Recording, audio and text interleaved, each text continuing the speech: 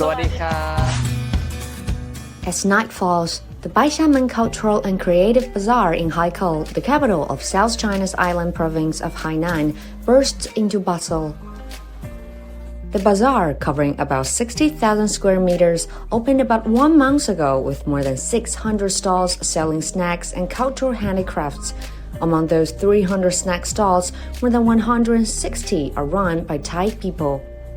As a new hot destination in Haikou, it has received about 800,000 tourists within 20 days since its opening. 泰国风情比较浓郁一点，然后就泰国小吃比较多，有些人讲了那些泰语，有一种错觉，仿佛就在泰国。In this market, have kind of food. I think the most famous in this market, I think pad thai and tom yum goong. I heard tourist people from China and from the other country in the world come to Hainan. It's right choice, I think. I hope this market will be famous in China and in the world, and many tourists come to China for come to Baisamen night market.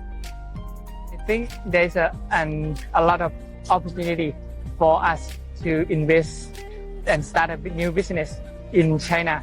We found that a lot of Chinese, right, they have a lot of power in consumption, and there are a lot of tourists as well in this city.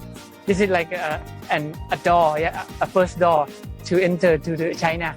After we have settled down with this market, and then we can try to expand our business later on.